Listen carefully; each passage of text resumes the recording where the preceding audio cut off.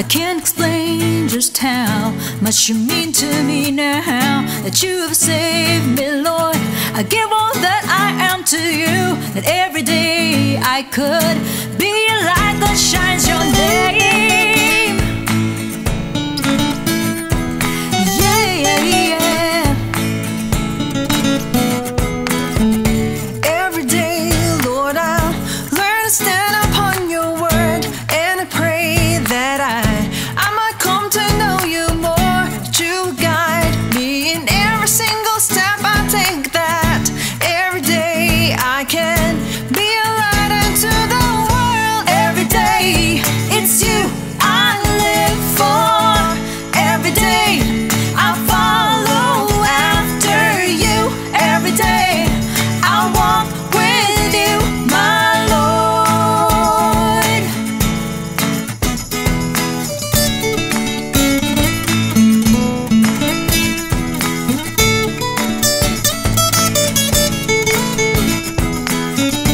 Every day, Lord, I learn to stand upon your word, and I pray that I might come to know you more, that you would guide me in every single step I take, that every day I can be a light unto the world. Every day it's you I live for. Every day I follow after you.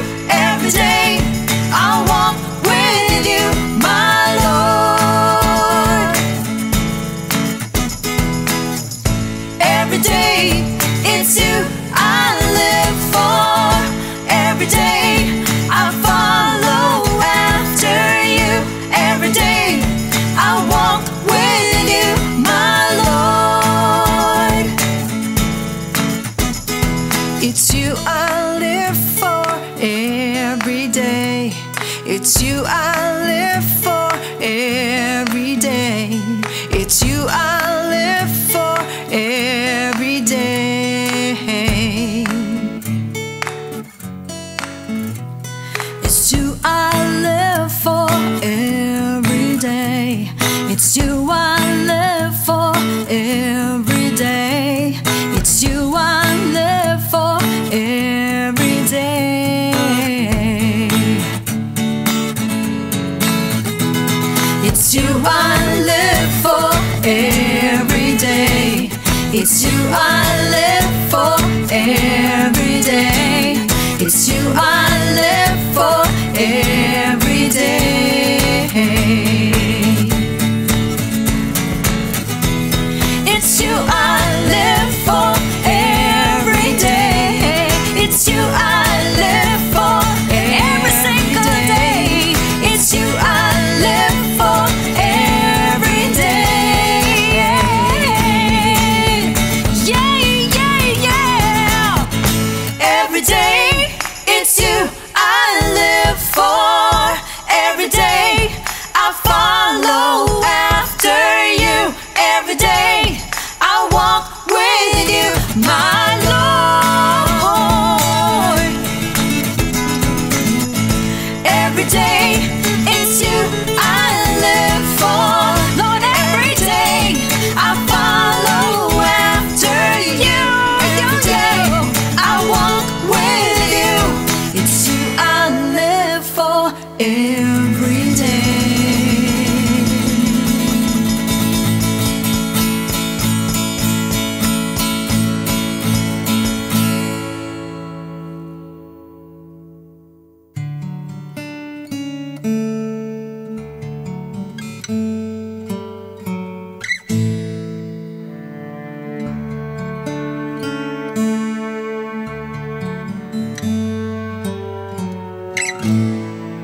Sa gabing madilim, may isang bituin sa dulo ng dagat ay may lubang.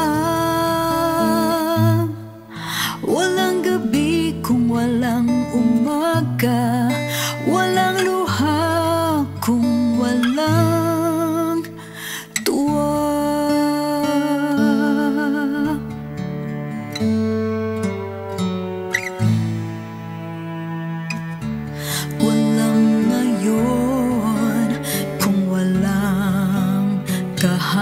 kahapon.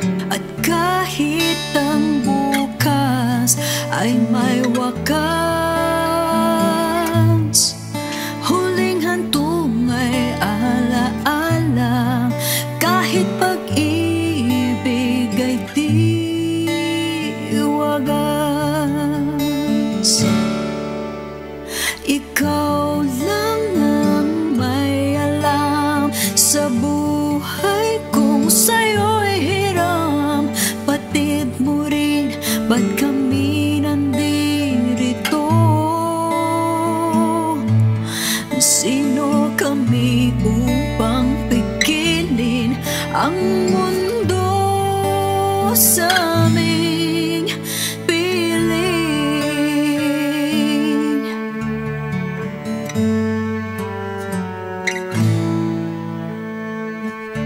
Sa daigdig mo'y sino kami?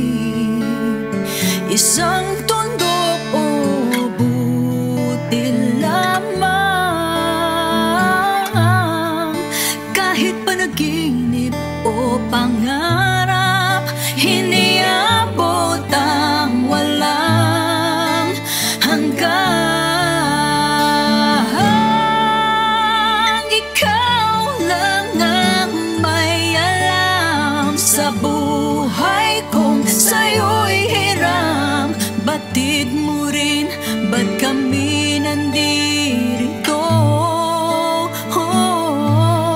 Sino kami upang pigilin ang mundo sa aming piling?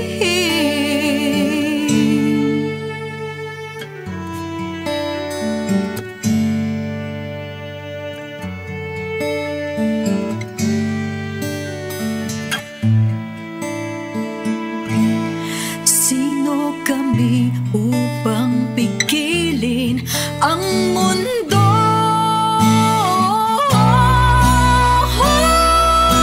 Ikaw lang ang may alam sa buhay kung sa'yo'y hiram. Batid mo rin, ba't kami nandirito?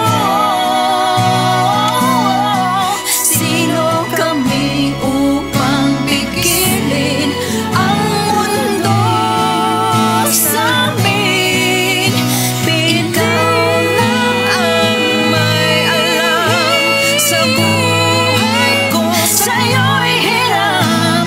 Batid mo rin, ba't kami nandirito? Sino kami upang pigilin ang mundo sa aming piling?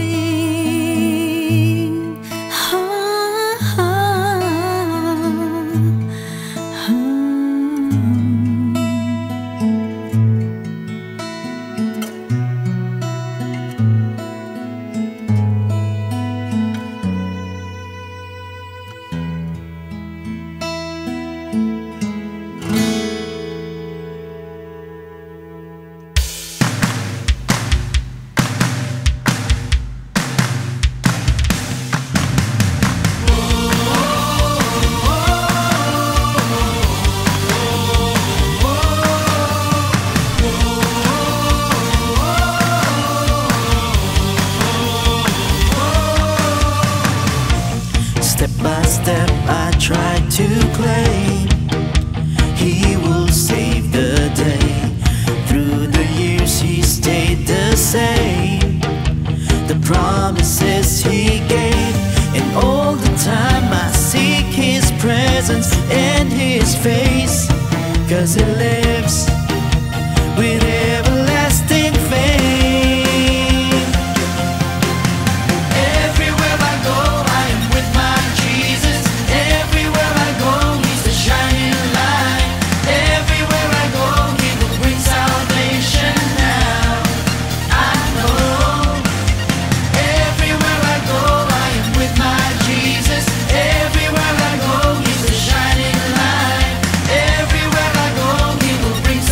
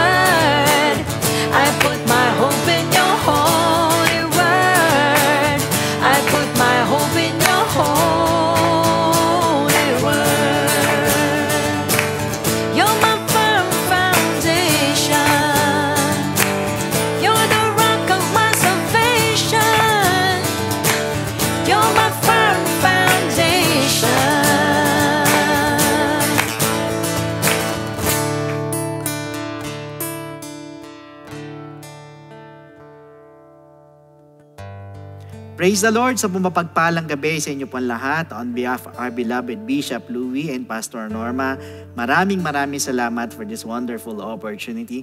At higit sa lahat, salamat po sa ating Panginoon, sa ating pong Diyos na buhay na siya po nagpapahintulot ng lahat po ng bagay. At alam ko po na ngayon po'y napakahalaga po ng ating pong pag-aaralan. But as always, bago po tayo magsimula, bago tayo pumalaot po sa ating pong pag-aaralan, tayo po muna humingi ng gabay sa ating Panginoon. Yuko natin po ang ating pong mga ulo, pikit po natin po ang ating pong mga mata. Lord, we thank you so much, Panginoon, for this wonderful night na binigay sa amin na muli makapag-aral ng mga salita mo. Patuloy, O Diyos, sa aming spirit of conviction ang dumaloy sa puso ng bawat isa po sa amin na nandito. You open our hearts, our mind, our understanding, Panginoon.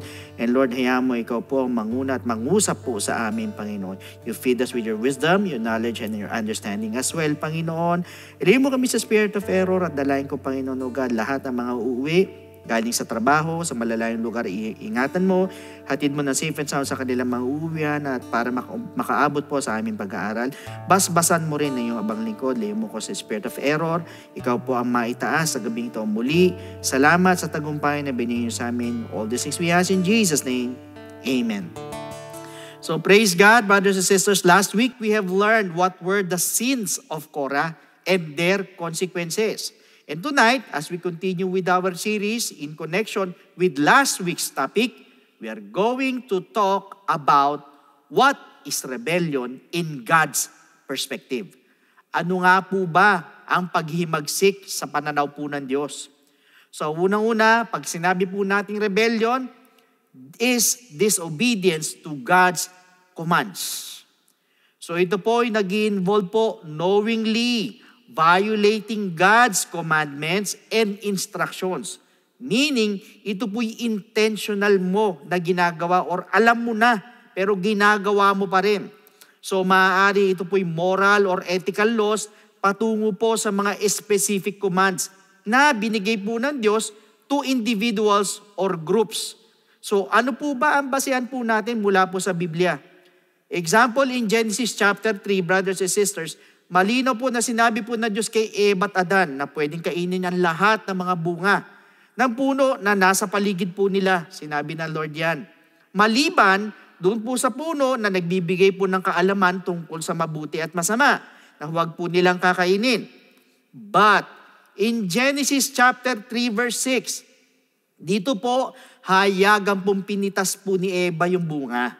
So kinain niya pati ng kanyang asawa na si Adan. Now, second example is in 1 Samuel chapter 15 verse 3. So mali daw din po na sinabi po ng Diyos kay King Saul na patayin lahat ng mga Amalekites. Papatayin lahat, uubusin lahat. Pati yung mga sanggol, pati mga hayop kasama. Pero ano po nangyari?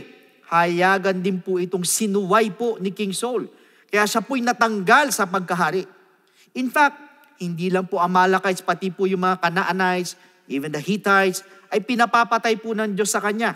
So sa Old Testament, maliban na po na magsisi at lumapit po sa Diyos, na imposible po mangyari. Now, ang tanong mga kapatid, bakit pong gustong ipapatay ng Diyos yung mga Amalekites? Pati yung mga sanggol.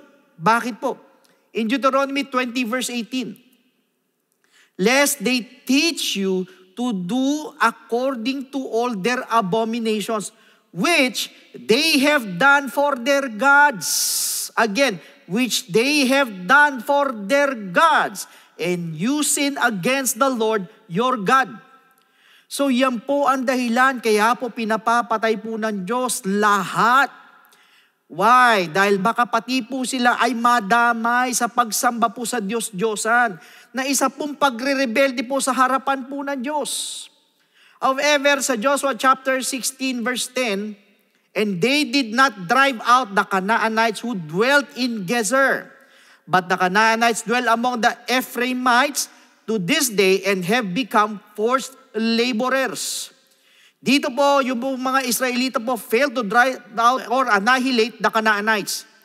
That is why, bilang resulta, sa 1 Kings chapter 11 verse 5, even King Solomon was influenced to worship the idols of the Ammonites na katulad din po ng mga Canaanites at Amalekites. In other words, pinauubos po sila lahat ng Diyos. Why? Para hindi na po sila mahawa sa pagsamba po sa Diyos-Diyosan na kinamumuhian po ng Diyos. Second, rebellion is rejection of God's authority.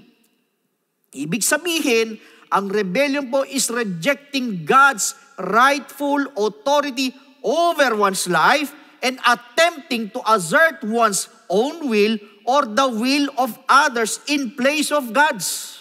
Ano po ibig sabihin? Ayaw mo yung authority ng Diyos ang masunod. At ang una mong sinusunod ay yung sayo. Kaya nga mababasa po natin sa Isaiah chapter 14 verses 12 to 13, how you are falling from heaven, O Lucifer, son of the morning, how you are cut down to the ground, you who weaken the nations. For you have said in your heart, I will ascend into heaven, I will exalt my throne above the stars of God, I will also sit on the mount of the congregation on the farthest sides of the north. Dito po, Lucifer's own will led him to rebel against God, where he sought to exalt himself above God. Tinaas niya yung sarili niya, higit pa sa Diyos. So it is a prime example of rejecting divine authority. Kaya nga po linawin naman po natin sa Ezekiel chapter 28 verse 12. Son of man, take up a lamentation for the king of Tyre. Si Satan po yan. And say to him, thus says the Lord, you were the seal of perfection, full of wisdom and perfect in beauty. In other words, kahit pala punong-puno ka ng wisdom at perfect ang kagandahan mo, ay pwede ka pala magrebelde pa rin sa ating Panginoon. Ibig sabihin, hindi po lisensya or basehan po na puno ka ng wisdom, ay hindi ka na magre-rebelde. Perhaps kaya po siya nagrebelde dahil puno siya ng wisdom at kagandahan. Now let's continue sa verse 13 tsaka 14. You were in Eden, the garden of God. Every precious stone was your covering. The sardius, topaz, and diamond, beryl, onyx, and jasper, sapphire, turquoise, and emerald with gold. Yan po yung mga mamahaling bato. The workmanship of your timbrels and pipes was prepared for you on the day you were created. Verse 14, you were the anointed cherub who covers.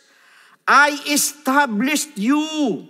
You were on the holy mountain of God. You walked back and forth in the midst of fiery stones. Meaning, kahit pala inanoint ka pa ng Diyos at nasa piling ka pa ng Diyos, ay pwede ka pa rin maging rebelde laban sa Kanya. Kaya nga po mag-ingat po kayo mga anointed. Dahil hindi pa rin po pala lisensya or basehan po na yan po'y para hindi ka magrebelde. Next, ano po sabi sa verse 15? You were perfect in your ways from the day you were created till iniquity was found in you. So here we may observe na kahit pala perfect ang pamamaraan mo, ay pwede ka pa rin magrebelde kalaunan. Kaya dyan nyo po makikita na wala po makasisiguro na ang isang tao ay hindi magre-rebelde. Kaya yan po yung una, your own will or our own will. Secondly, we also reject God's authority by replacing with somebody else's will. At yan po ang mabigat at matindi. Hindi ka nagre-rebelde dahil gusto mo, but rather dumamay ka lang. Example, sa case po ni Adan, hindi naman po siya talaga ang nagrebelde kundi ang asawa po niya. Kaya lang, dinamaya niya at sinunod niya ang kanyang asawa. Kahit kung tutusin po, si Eva lang po talaga ang nagrebelde. Pero pati po si Adan ay nakiramay na rin. Like also in the case of Herod Antipas, ay naman po niya talagang pugutan ng ulo si John the Baptist.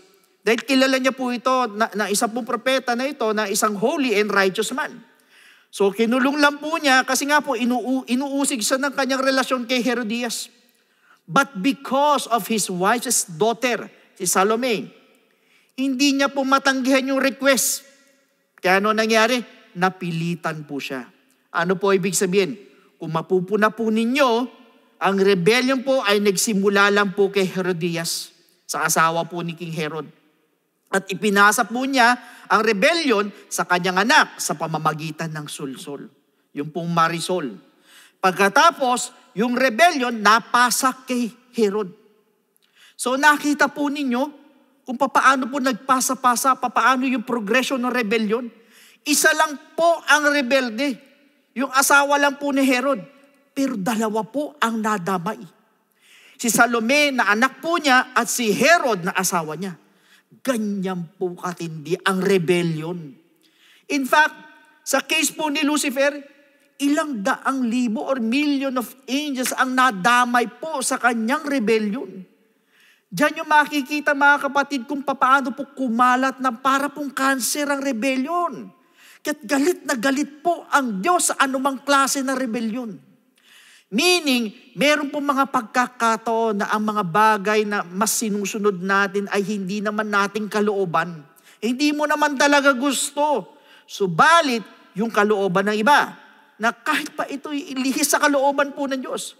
The point is, there are people who would go against God and replace their will over God's or replace God's will with somebody else. Hindi mo naman talaga gusto. Ayaw mo naman talagang gawin, pero napilitan ka para ma-please ang ibang tao na hindi din iba sa'yo. So this is a problem because we become men-pleasers and not pleasers of God. So further, what is rebellion in God's perspective? Pangatlo, it means rebellion is disobedience to God. Therefore, disobedience means turning to other gods or idolatry and witchcraft. Ang sabi sa 1 Samuel 15:23, for rebellion is as the sin of witchcraft, and stubbornness is as iniquity and idolatry. Because you have rejected the word of the Lord, He also has rejected you from being king. Truth be told, kapag tayo po'y matigas ang ulo, na senyales mo ng pagre-rebelde, tayo ay nahahanay po sa kasalanang idolatry, which is the worship of other false gods or idols instead of the one true God. At ang idolatry po ay hindi lang po pagsamba po sa mga Diyos-Diyosan, but rather pag yung pong kalooban mo ang sinunod mo instead of the will of God, that is also a form of idolatry. Kaya nga po sa Daniel chapter 4 verse 30, the king spoke saying, is not this great Babylon that I have built for a royal dwelling by my, ako na naman, mighty power and for the honor of my, ako ulit, majesty. Dito po si King Nebuchadnezzar po said, I have built this great Babylon for a royal dwelling by my mighty power. Sa mga sinabi po nito ni King Nebuchadnezzar, he displayed boastful and arrogant attitude, which was also a form of self-idolatry. Ano po ibig sabihin? Believing oneself to be superior to others and indirectly to God. Not only that, it involves setting oneself up as a rival of God, or you know better than God. Could you imagine that? Ginagawa mong karibal ka ng Diyos or mas alam mo pa kaysa sa Diyos? Kaya't alam po natin kung ano po ang nangyari po kay King Nebuchadnezzar. Now, punta po tayo sa disobedience or rebellion as witchcraft. Witchcraft is used as a symbol of rebellion against God's authority. Kung paano minamanipula or kinokontrol ng mga mangkukulamang spiritual realms sa pamamagitan po ng kanilang sariling kapangyarihan. Ganon din po ang mga taong rebelde na ayaw sumunod sa Diyos at minamanipula. at kinokontrol ang sarili niyang buhay at sitwasyon sa kanilang sariling lakas at katalinuhan rather than submitting to God's will. Pangapat, rebellion in God's eyes is persistent refusal to repent. So yung pong mismong patuloy na pagtanggi na magsisi and turning your back on God after sinning is a form of rebellion. Ito po ay nagpapakita na nagmamatigas ang puso mo sa Diyos. At yung pong unwillingness mo na magpasakop sa pagtutuwid po ng Diyos. Now, I remembered Pharaoh in Moses' time, sa Exodus chapter 7 hanggang chapter 12, mga kapatid. He refused to let the Israelites go. Despite repeated plagues, yung mga warnings na magmula po sa Diyos sa pamamagitan ni Moses. Ano po ibig sabihin? He models a hardened heart as a form of rebellion. Madalas na naririnig na po natin sa mga nagpipreach na tumigil ka na sa kasalanan na ginagawa mo. Subalit ano po ginagawa ng iba? Sa kung ano man dahilan, dire-diretso pa rin, patuloy pa rin sa paggawa ng kasalanan. So, this is a display of continuous unrepentant heart. Alam nyo, mauuwi lang po yan sa rebellion. Pag hindi po tayo magpahinuhod, lalo na yung sinabi po sa Romans chapter 2 verse 4, or do you despise the riches of His goodness, forbearance, and long-suffering, not knowing that the goodness of God leads you to repentance? Meaning, binabaliwala mo ba yung kabutihan ng Diyos? In the sense na akala mo mabuti sa iyo ang Diyos dahil nalulugod siya sa iyo. Pero yung pala pinagsisisi ka na niya sa iyong kasalanan na patuloy mong ginagawa na hindi mo alam, ay binibigyan ka lang ng Diyos ng pagkakataon. Binibigyan ka lang ng Diyos ng chance, ng opportunity ng Diyos para magsisi. But I believe in due time, aanihin mo yung kasalanan na ginagawa mo sa mabigat na paraan dahil pinagbigyan ka na niya ng matagal at mahabang panahon. Now, talking about rebellion, to whom are we rebelling against apart from God? Bukod sa Diyos, kanino? First, yung pong opposition toward God's appointed leaders. Rebelling against leaders whom God has appointed, such as prophets, yung mga priests and kings, is also seen as rebellion against God Himself as they act under God's authority. In our modern days, sino po ang katumbas po ng binanggit ko kanina? Lahat ng mga matataas po sa atin. Sa church, merong itinalagang mamumuno tulad ng pastor, ng elders, or leaders na naniniwala po ako na ang Diyos mismo ang nagtalaga para mamuno at mangasiwa sa church.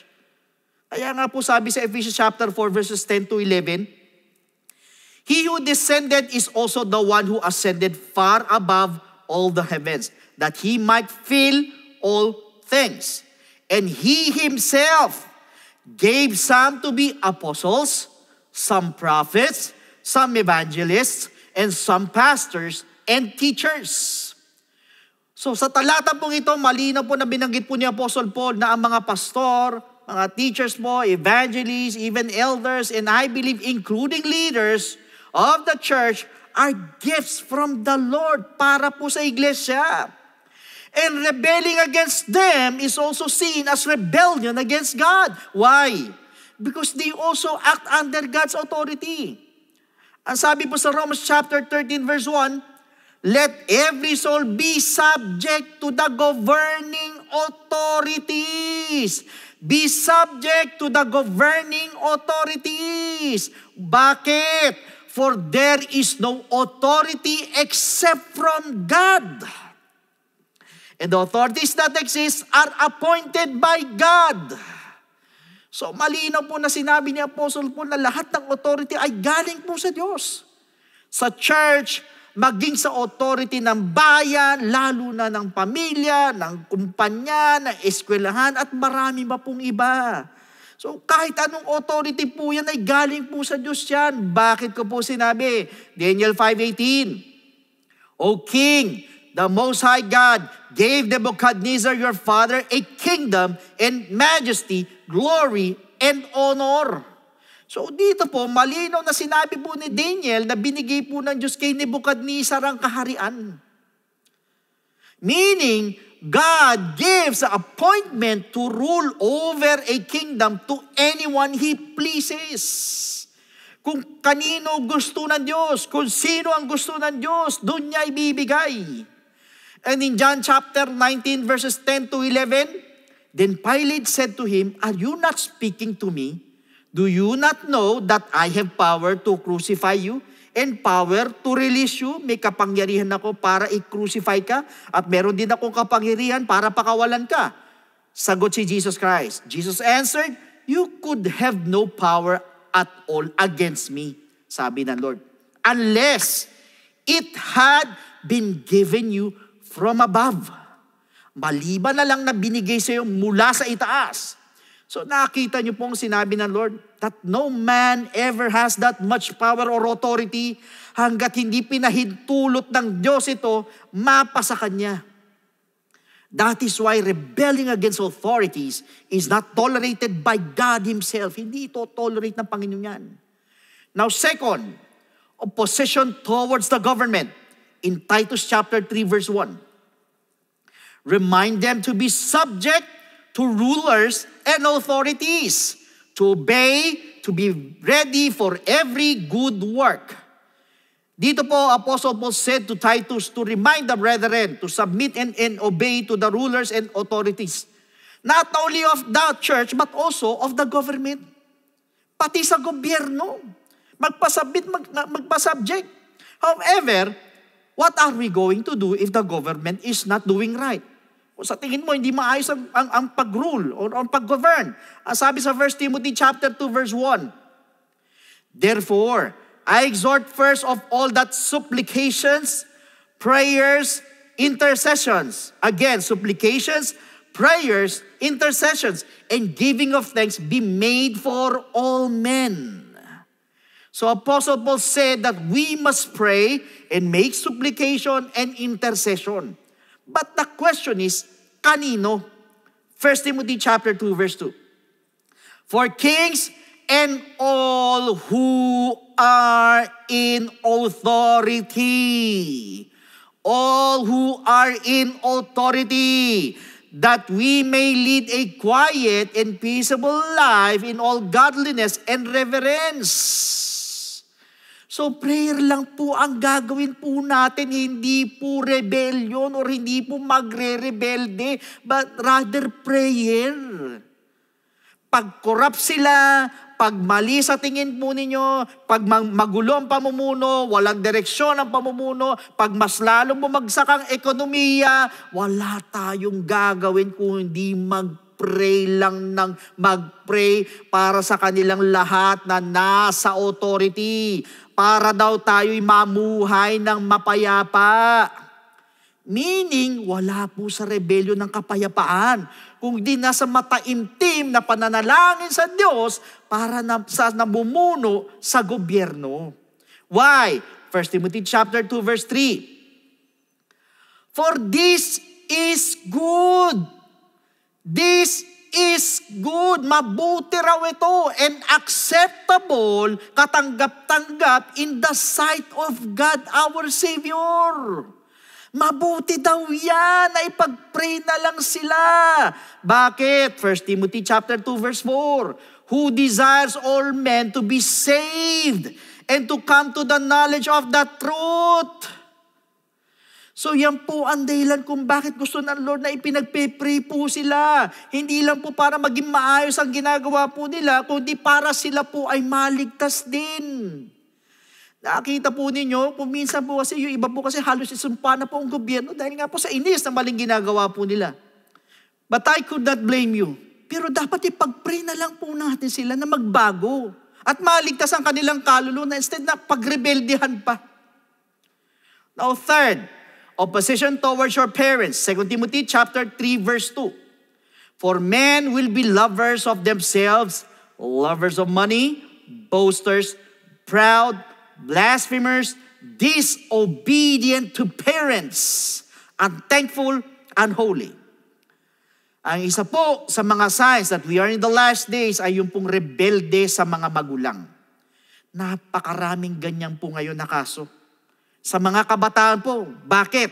Dahil hindi po nila alam ang utos ng Diyos para sa magulang. Ang sabi sa Ephesians chapter 6 verse 1, Children, obey your parents in the Lord, for this is right. So sa talatang po ito, sinabi po ni Apostle Paul, Children, obey your parents in the Lord. Mga kapatid, pag sinabi pong obey, hindi lamang pong pagsunod, kundi yung pong pagpapasakop ng malimong kalooban na gusto mong gawin sa tamang landas na gusto ng magulang mo para sa'yo.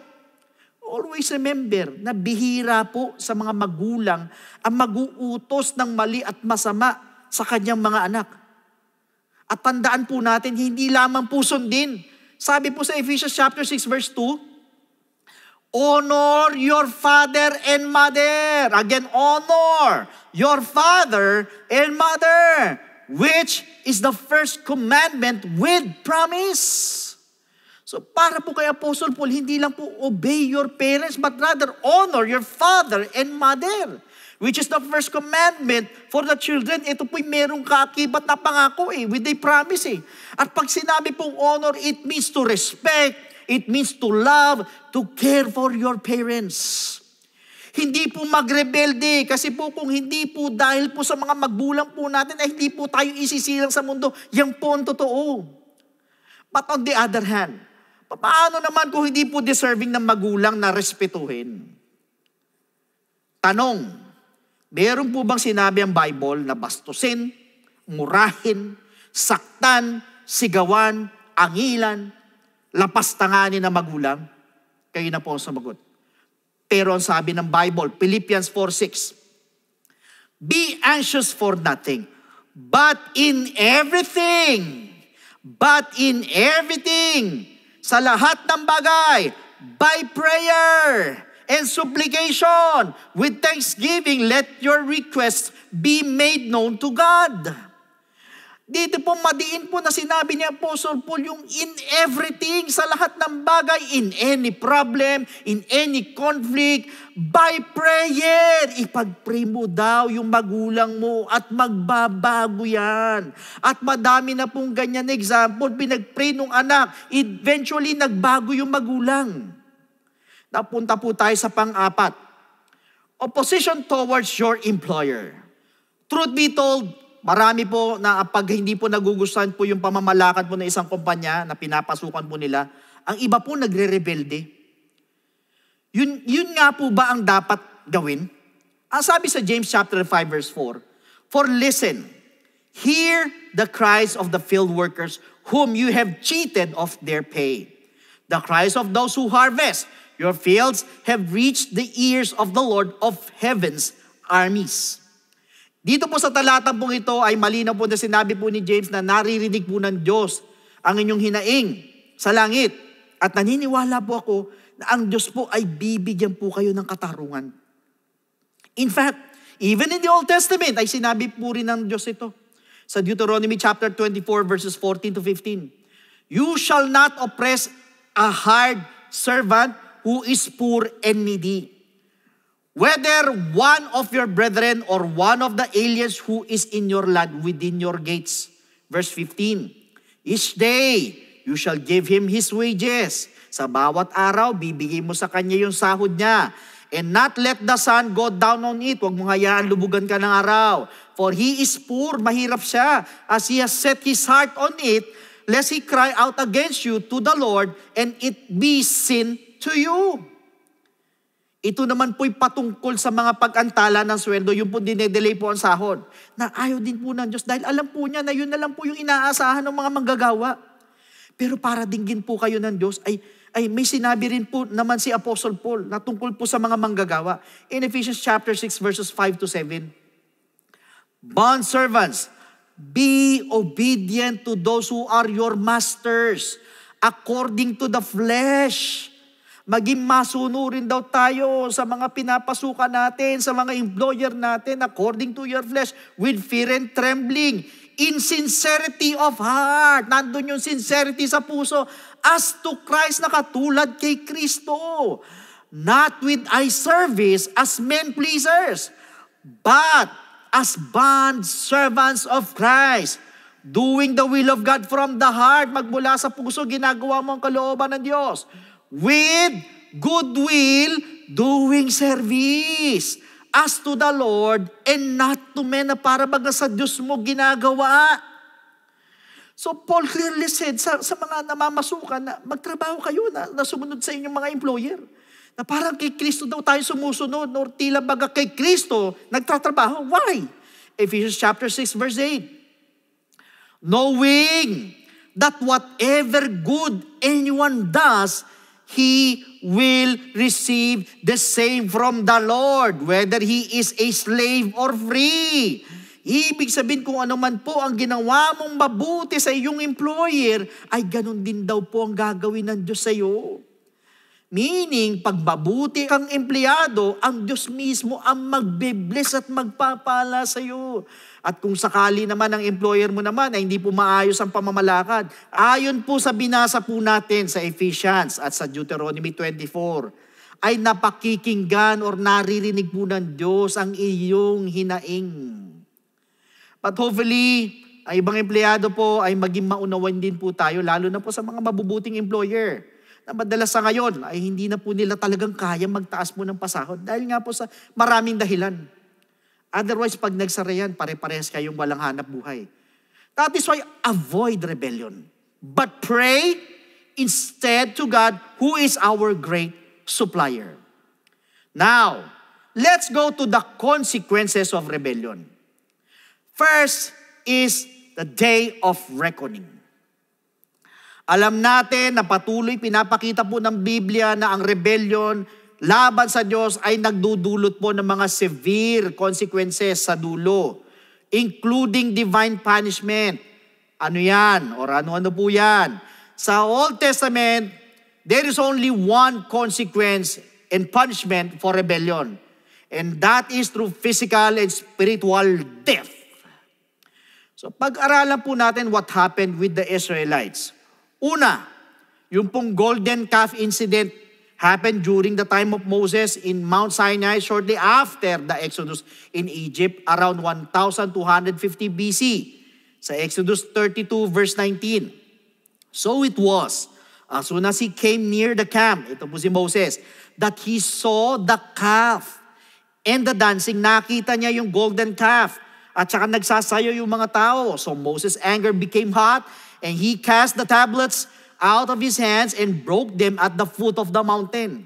So nagalit po si Moses no nakita niya na ganun ang ginagawa ng mga tao. So while he was on Mount Sinai, since nainip po yung mga Israelita, so ang ginawa nila, hindi na maintay si Moses, so they made a golden calf. Sinamba po nila. Kaya nagalit po si Moses no nakita po ito. So tulad nga po ng pag-aralan po natin na magkakahilera po ang rebellion at saka disobedience, witchcraft at idolatry sa harapan po ng Diyos. Kaya ano po naging punishment po sa kanila?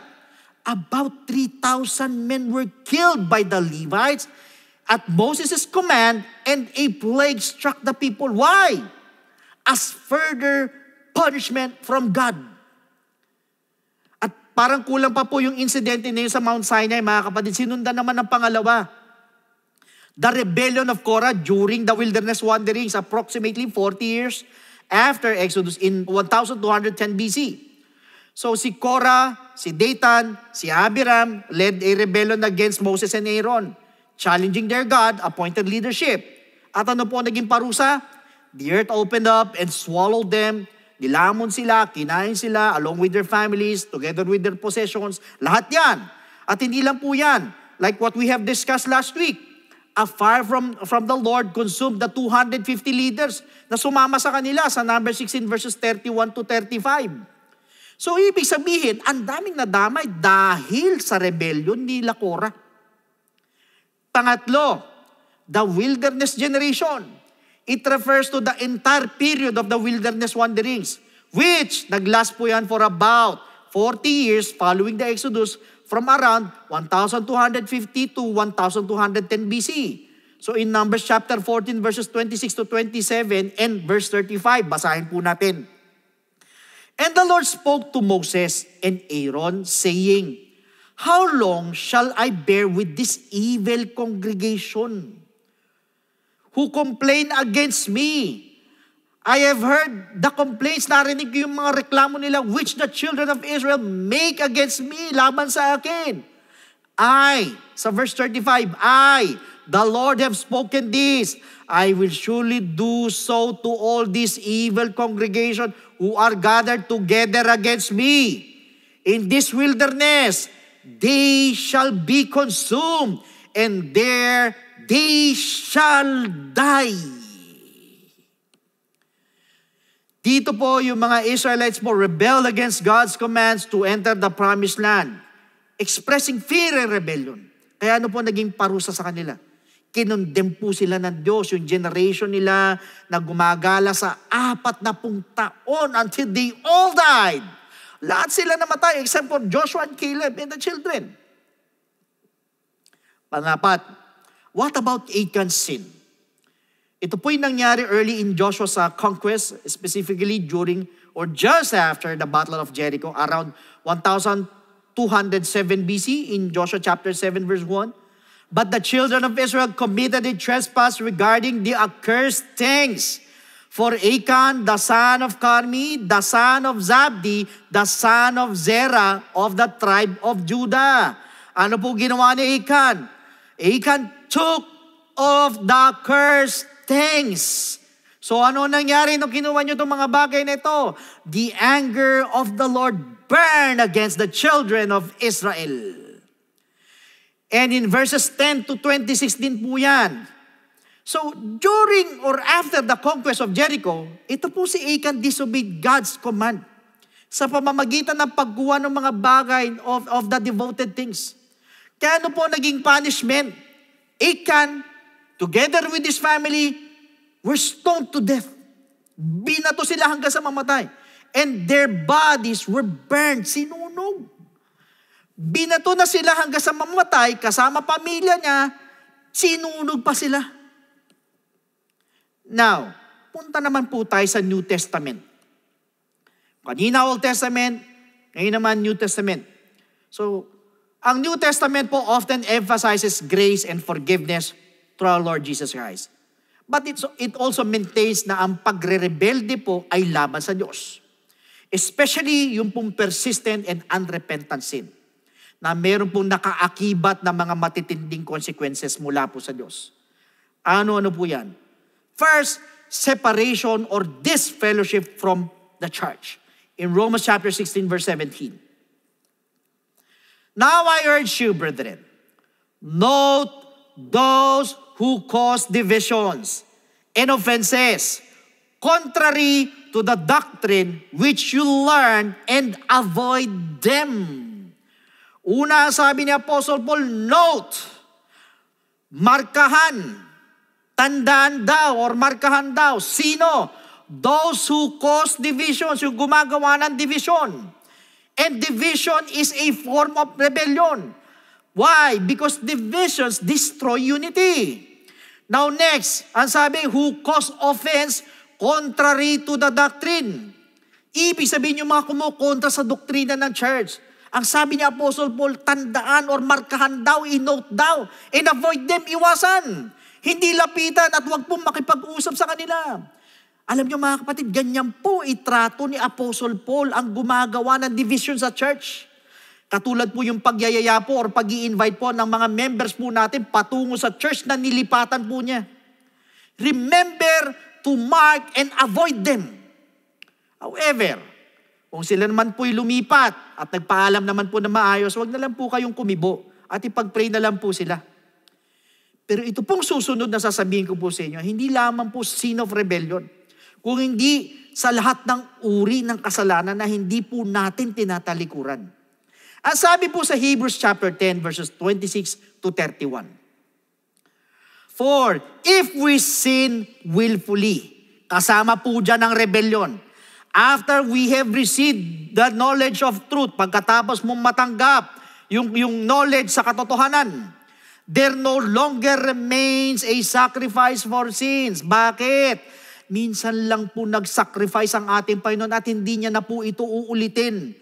But a certain fearful expectation of judgment and fiery indignation, nag-aapoy na galit. Meron pong nakakatakot na expectation ng judgment which will devour the adversaries. Tandaan po ninyo, pag gumagawa po kayo ng anumang kasalanan na hindi po ninyo pinagsisisihan kasama ang rebellion, siguradong kalaban mo ang Diyos. In fact, ang sabi ni Apostle Paul sa verse 28, anyone who has rejected Moses' law dies without mercy on the testimony of 2 or 3 witnesses. Of how much worse punishment do you suppose will he be thought worthy who has trampled the Son of God underfoot, counted the blood of the covenant by which he has sanctified a common thing? So pag patuloy kang gumagawa ng kasalanan at hindi ka nagre-repent, ay para mong tinatapakan ng ang anak ng Diyos at tinuturi mong pangkaraniwan lang yung kanyang dugo sa cross of Calvary.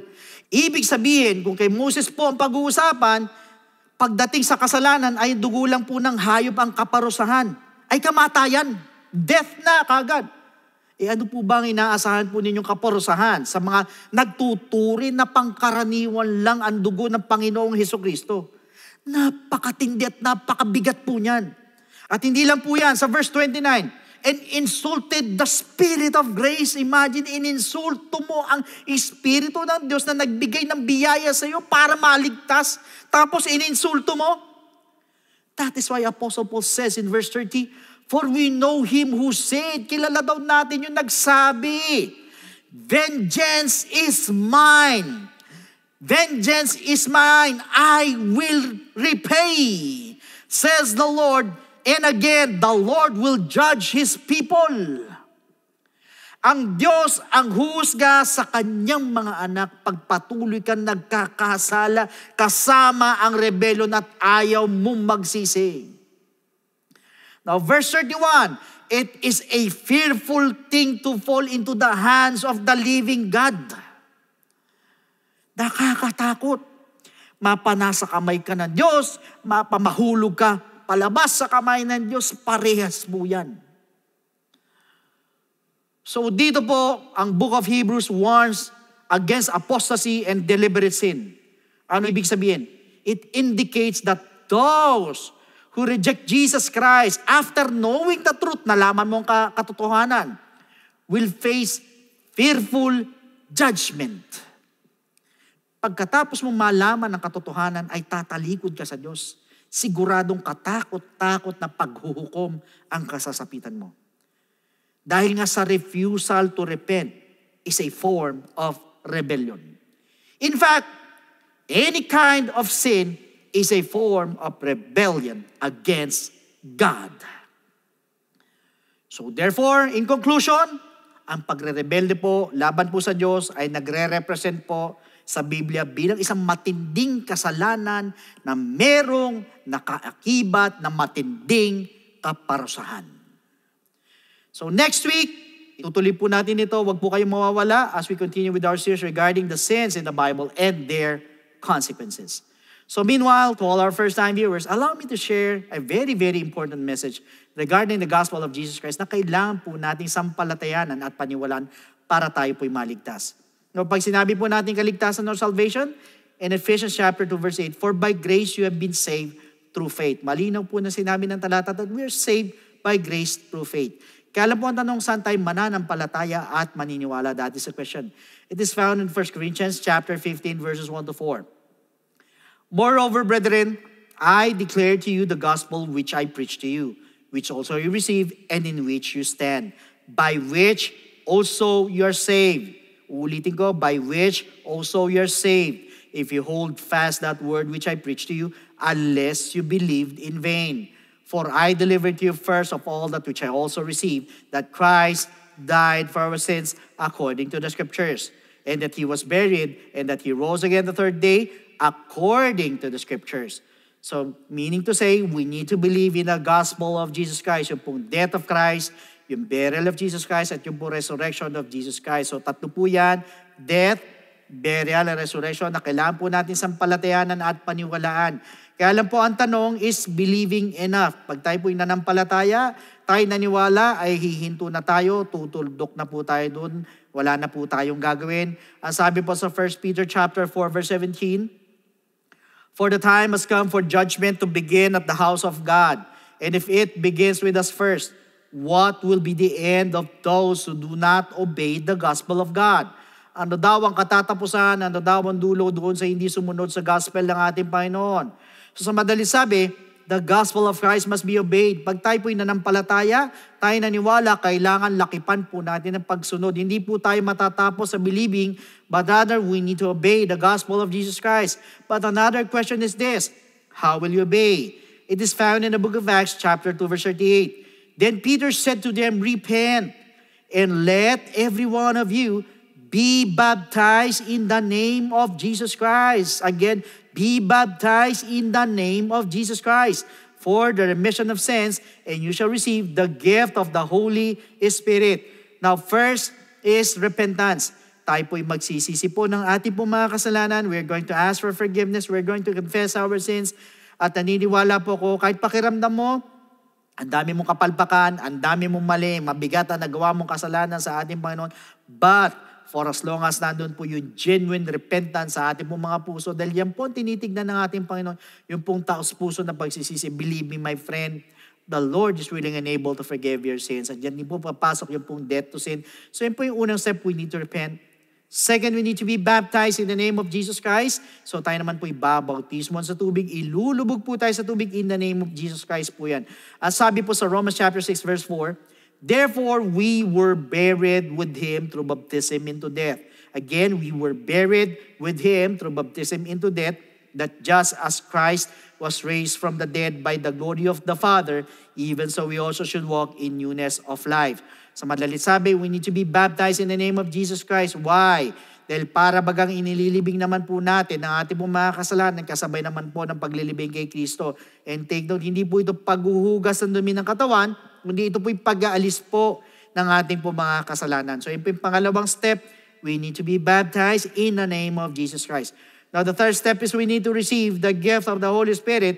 Diyan naman po papasok ang ating transformation, ating pong regeneration. Sa madalit sabi, tayo mababago na po, na nabanggit po yan sa Titus 3:5, ganyan din sa Romans 8:11. So in fact, once we receive the gift of the Holy Spirit, we're also receiving power. Power saan? Aminin nyo man hindi, sa lahat ng mga first-time viewers, lahat tayo may mga kahinaan.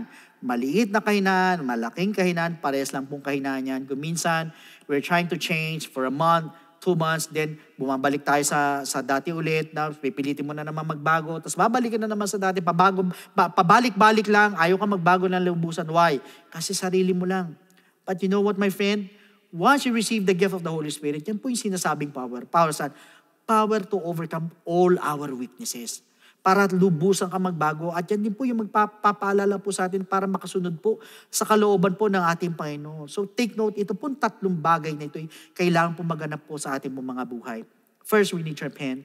Second, we need to be baptized in the name of Jesus Christ. And thirdly, we need to receive the gift of the Holy Spirit. And that is what we call the good news. And that is the gospel of Jesus Christ. So at this moment, sa lahat po ng gustong tumanggap sa ating Panginoon, pwede po ba na itaas po ninyo yung 2 kamay bilang tanda ng pagsuko? Yuko po ninyo yung mga ulo.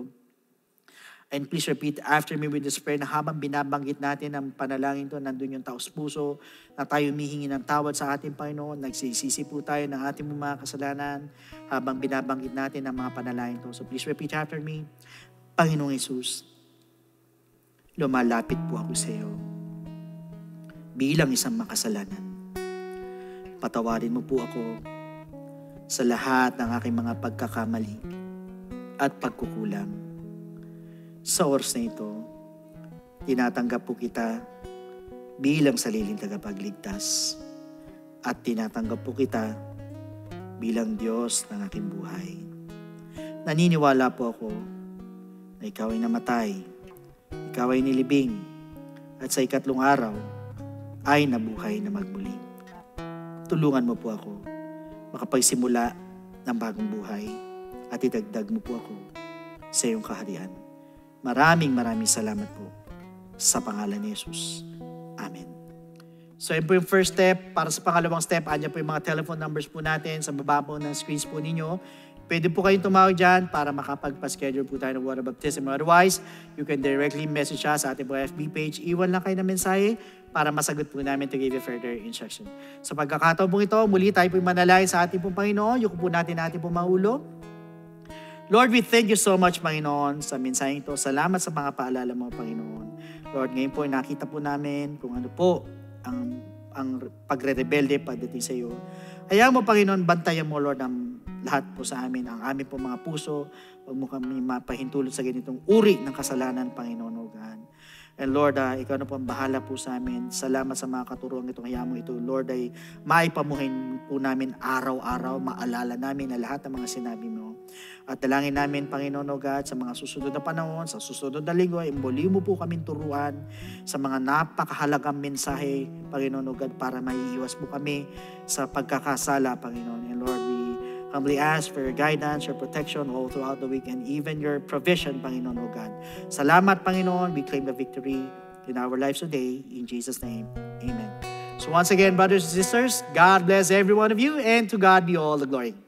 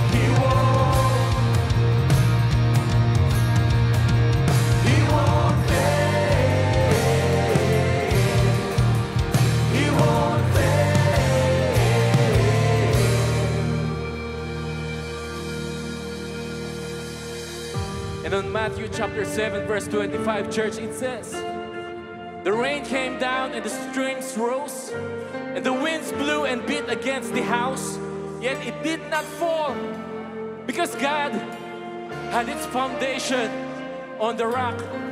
And Jesus is our rock, church. Yes, Jesus is our rock.